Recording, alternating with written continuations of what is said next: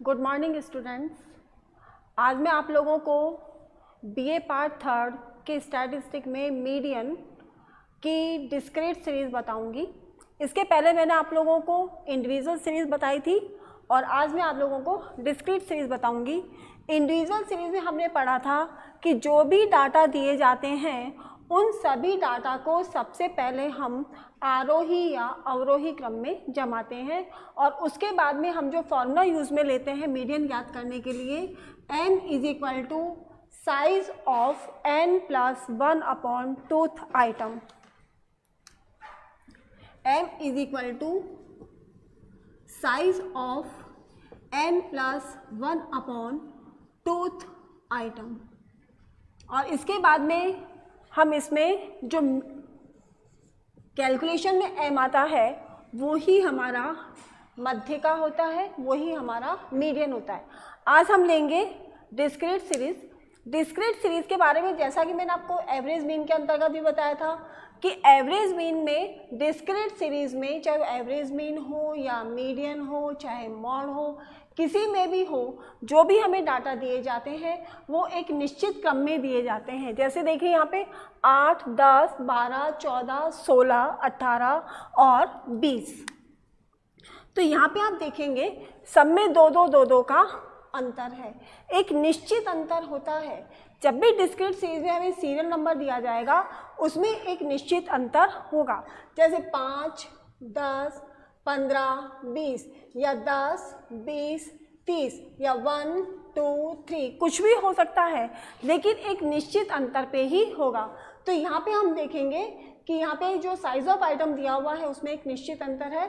8, 10, 12, 14, 16, 18 और 20 दो का अंतर है और हमें नेक्स्ट टर्न पे फ्रीक्वेंसी दी हुई है। तो हमें सबसे पहले क्या करना होगा, जब भी हमें डिस्क्रीट सीरीज में मीडियन ज्ञात करना होगा तो हम सबसे पहले जो भी फ्रीक्वेंसी दी हुई है उस फ्रीक्वेंसी का हम निकालेंगे CF यानी कि क्यूमुलेटिव फ्रीक्वेंसी, संचयी आवृत्ति। इसे हिंदी में बोलते हैं संचयी आवृत्ति। तो जो भी फ्रीक्वेंसी दी जाएगी उसका सबसे पहले हम संचयी आवृत्ति ज्ञात कर लेंगे और संचयी आवृत्ति ज्ञात करने के बाद में फॉर्मूला होगा m is equal to size of n plus 1 upon tooth item. पहले वाला ही फॉर्मूला हम यहाँ पे काम में लेंगे जो फॉर्मूला हमने इंडिविजुअल सीरीज में काम में लिया था। तो अब देखिए हम लोग सबसे पहले निकालते हैं क्यूमुलेटिव फ्रीक्वेंसी यानी कि संचयी आवृत्ति।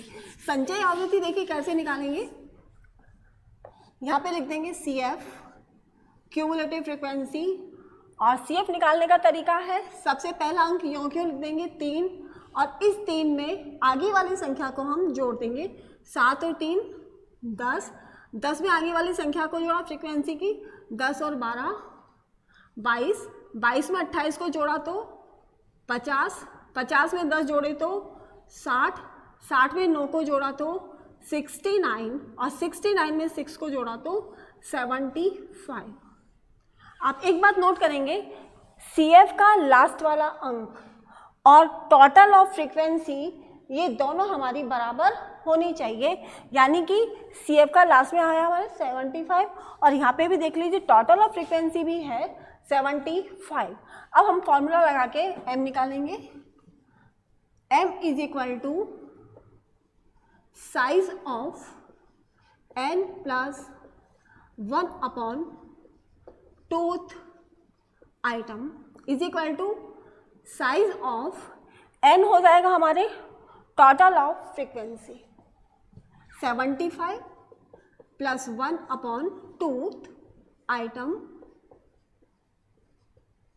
Is equal to 75 plus 1 is equal to 76 upon 2 is equal to 38 item. अब देखिए ये जो 38 आया है ये हम अब इसमें नहीं देखेंगे, साइज ऑफ आइटम में नहीं देखेंगे, बल्कि हम देखेंगे CF में कि 38 आंकड़ा जो है 38वां आंकड़ा वो हमारे किस अंक में आता है। तो देखिए 38 3 में भी नहीं आता, 10 में भी नहीं आता, 22 में भी नहीं आता, 50 के अंतर्गत हमारे 38 आ जाते हैं। तो m is equal to 50 answer, या m इज इक्वल टू 50 के सामने वाली जो हमारी संख्या लिखी हुई है 50, या m is equal to 14 answer, यानी कि मीडियन हो जाएगा हमारा 14। तो इस तरह से हम ज्ञात कर लेंगे डिस्क्रीट सीरीज के अंतर्गत मीडियन। इंडिविजुअल सीरीज और डिस्क्रीट सीरीज इन दोनों में ही एक ही फॉर्मूला काम में लिया जाता है, जबकि इंडिविजुअल सीरीज में हम CF ज्ञात नहीं करते, जबकि डिस्क्रीट सीरीज के अंतर्गत हम CF यानी कि संचयी आवृत्ति ज्ञात करते हैं। संचयी आवृत्ति ज्ञात करने के लिए हमें क्या करना होगा, फ्रीक्वेंसी में पहले वाले अंक में आगे वाले अंक को जोड़ते चले जाएंगे। जैसे यहाँ पे देखिए 3 पहला अंक है, इसको हमने यों क्यों लिख दिया, फिर इस 3 में आगे वाली फ्रीक्वेंसी को जोड़ा यानी कि 7 को जोड़ा तो आए 10 में आगे वाली फ्रीक्वेंसी को जोड़ा तो आए 22 में आगे वाली फ्रीक्वेंसी 28 को जोड़ा तो 50 में आगे जोड़ा 10 तो 60 में 9 को जोड़ा 69 में 6 को जोड़ा तो 75। तो ये हो गया हमारा सवाल पूरा। तो आप लोग इस तरह से इसको मीडियन को बहुत सरलता से कर सकते हैं, और ये हमारा सवाल हो गया डिस्क्रीट सीरीज में मीडियन। अब इसके बाद आता है कंटिन्यूस सीरीज में मीडियन। कंटिन्यूस सीरीज में मीडियन ज्ञात करते हैं तो जो हमें एग्जाम में सवाल दिया जाएगा वो वर्गों में दिया जाएगा। जैसे वर्ग मैंने आपको बताए थे 0 से 10, 10 से 20, 20 से 30, इस तरह से क्लासेस में दिया जाता है। 0 से 10, 10 से 20, 20 से 30 इस तरह से दिया जाएगा, या 1 से 5, 6 से 10, 11 से 15। तो ये तो कहलाती है श्रेणी समावेशी श्रेणी, और ये श्रेणी कहलाती है अपवर्गी श्रेणी। इन दोनों में से किसी में भी दिया जा सकता है। तो इसमें भी हमारा मेथड वही रहेगा कंटिन्यूस सीरीज में भी, कि सबसे पहले जब भी हमें सवाल दिया जाए सतत श्रेणी में तो हम क्या करेंगे कि जो भी फ्रीक्वेंसी दी हुई है उस फ्रीक्वेंसी में सबसे पहले हम निकालेंगे CF निकालने के बाद में नंबर 2 हम फॉर्मूला यूज में लेंगे m is equal to size of n upon tooth item. अब देखिए यहाँ पे +1 हट जाएगा, यहाँ पे +1 हट जाएगा और केवल रह जाएगा n upon 2, n upon tooth item. इसके द्वारा हम क्या करेंगे, मध्य मूल्य को ज्ञात कर लेंगे क्लास का, और फिर उसके बाद में हम दूसरा सूत्र काम में लेंगे m is equal to L1 plus I upon F m minus C, यानी कि L1 तो हो जाएगा हमारे lower limit of class, I हो जाएगा क्लास इंटरवल, F है जो हमारा मीडियन क्लास आई है उसके सामने वाली फ्रीक्वेंसी। अभी अपन करके देखेंगे ना तो आपको इजीली आ जाएगा। m जो हमने इस वाले फॉर्मूले से m निकाला था मूल्य वो हो जाएगा, और C का मतलब है मध्य मूल्य के ऊपर वाला CF यानी कि क्यूमुलेटिव फ्रीक्वेंसी। अभी आप सवाल करेंगे तो आपको ये बहुत इजीली समझ में आ जाएगा। तो हम इसके लिए सबसे पहले एक सवाल लेते हैं और उसके द्वारा हम ये ज्ञात करेंगे। सवाल इस तरह से है,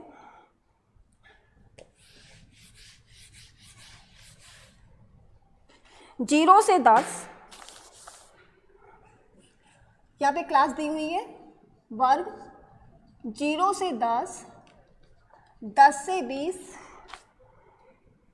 20 से 30, 30 से 40, 40 से 50, और इसके बाद में फ्रीक्वेंसी